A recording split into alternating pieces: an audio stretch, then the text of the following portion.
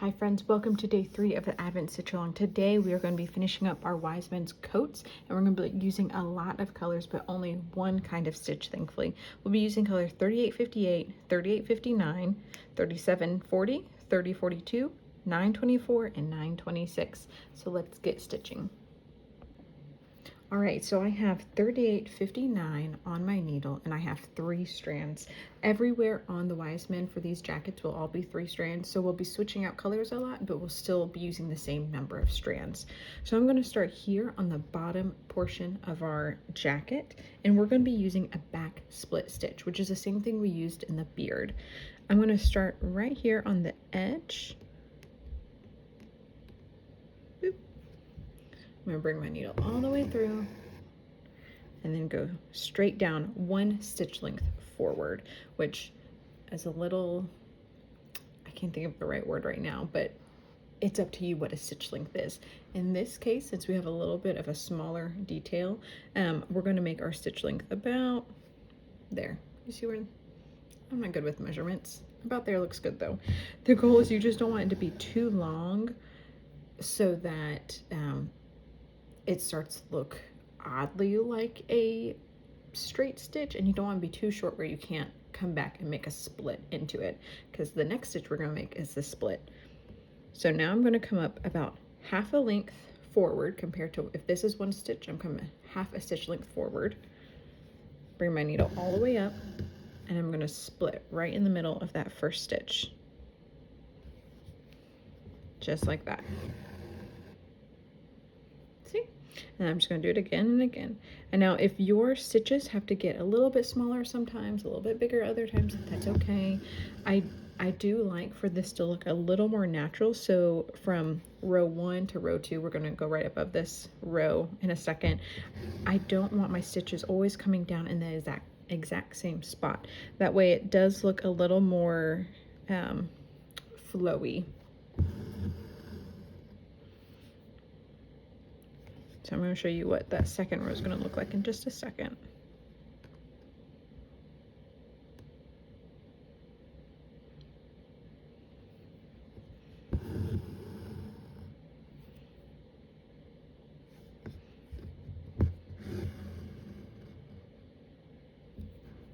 Okay, so now I'm going to come back the second row.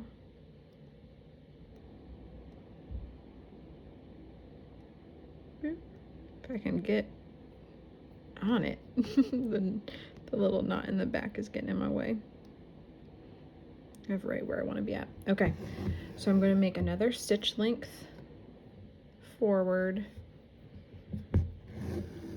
and this time when I come back to split that stitch, I want to make sure I'm not going down in the exact same spot as I did right below it.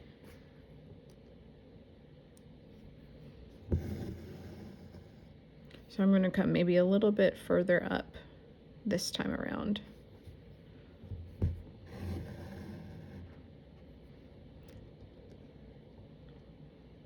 And when I make this stitch, I'm going to make sure it's not even with that one right below it.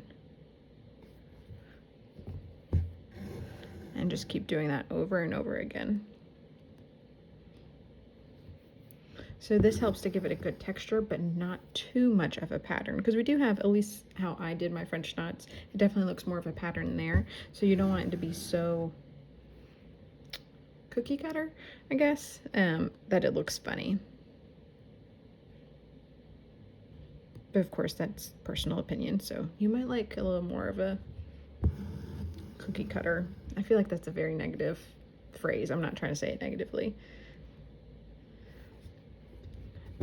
Okay, so I'm going to fast forward and finish this spot right here, and then I'm going to show you what I do when I finish filling in one section.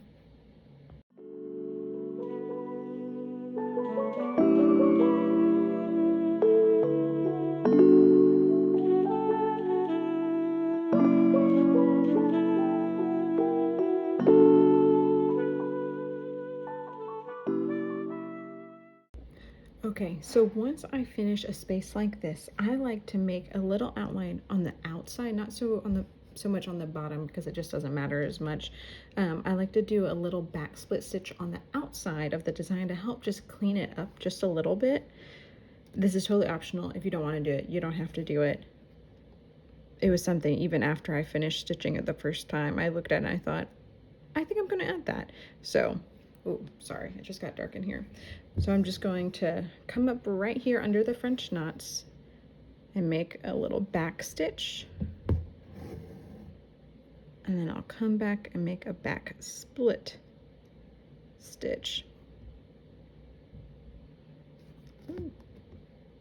If I can get in there. It gets a little tricky with those knots in there, which again is why I mentioned doing that little back stitch in the middle up there. It doesn't matter quite as much here, but it does make it a little trickier to get your needle through.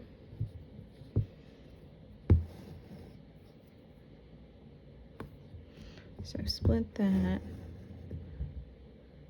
And then for this next stitch, I'm even going to kind of come into this very bottom line right here and use that as my starting point. So I'm kind of splitting that stitch on the very bottom, and then I'm stitching or splitting the stitch I made up here.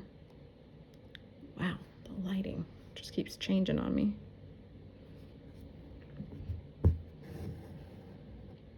Okay, there you go. Now, if you were to do that and you're like, oh, I think I need to add a few more stitches, or you wanted to add one more like back split stitch on the bottom, you could totally do that. It's up to you and what you think looks best.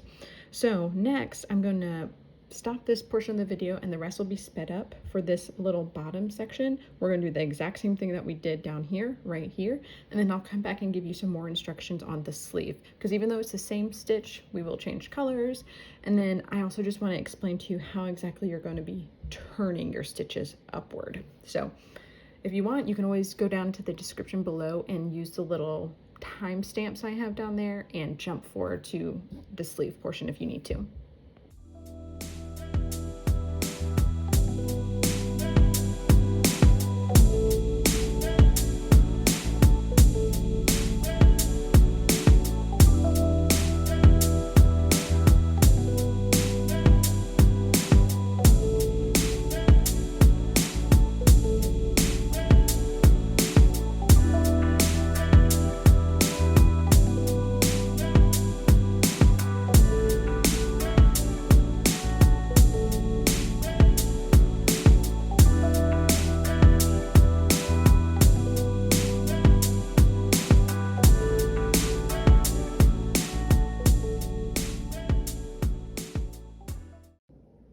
Okay, so I have finished both of these portions. I'm now going to move on to the sleeve, and I've switched back to 3858.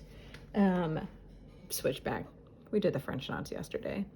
I am now going on to 3858 for the first time today. And we're using an exact same stitch as we did down here and right here.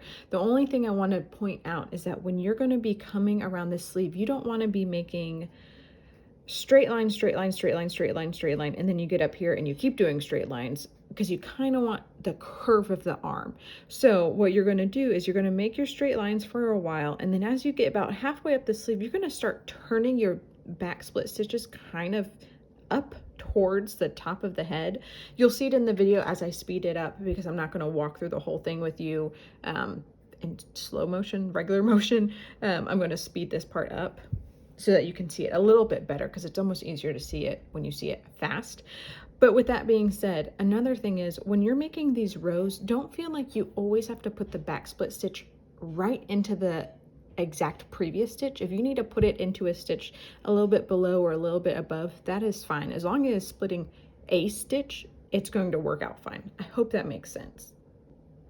Okay, with all that said, if you do have any questions, please let me know. If you're in the Facebook group, just comment on this day's post, say, Sarah, I don't understand what you are saying. Or if you're not in the Facebook group, just send me an email and say, Sarah, I need a little more explanation or maybe a better video. Help me out a little bit. I am more than happy to help you. So don't be afraid to just ask questions if you need to. So let's get stitching.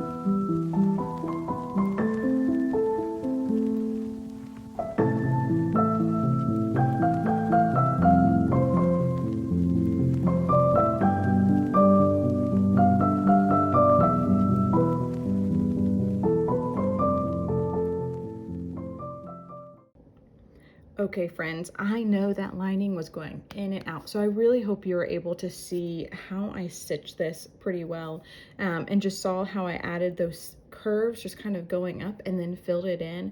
The back split stitch really is super forgiving. As long as you are moving your stitches in the direction they should be going, it's going to look good. Now, if I had gone like from over here all the way here, that'd look funny because that's not the direction the stitches need to go. So as long as you're kind of just following the natural curve, you're gonna do great. You'll notice even at the end of that fast forward stitching video that there were some spots I realized needed to be filled in, so I just filled it in with a back split stitch. As long as, again, you're just following with those natural curves, as long as you're splitting a previous stitch, the stitch can be super forgiving, and there really isn't a lot of ways you can mess it up. Once I finished stitching that sleeve, I went ahead and did the back split stitch on the outside, just like we did down here, and then I did the back split stitch right here around the arm. Okay, I don't have time in this video without making it a 1 hour video to show you the stitching of this guy here and this guy here, but you're doing the exact same thing. You're going to be using 3042 right here, and then the dark purple 3740 up here, doing the exact same thing you did here with this arm sleeve. And then here you're going to be using 926 right here in this bottom portion and 926 right here, and then 924 on the arm. Again, the arm is the exact same thing you did on these other two. The only thing that's a little bit different is the fact that this portion down here is curved, but you're still going to do the same thing. It really doesn't change much. Just make a straight line here with your back split stitch and then just continue filling row after row after row. If you need to fill in some spots that you're missing, fill it in. Don't feel like you're going to mess up if you're not doing perfect straight rows. I hope that all makes sense. If you have any questions, just let me know. I know that this is a little overwhelming because it's a lot of back split stitches, and it's overwhelming because they're little people and it's hard to feel like you're doing it correctly. But if you have questions, just let me know.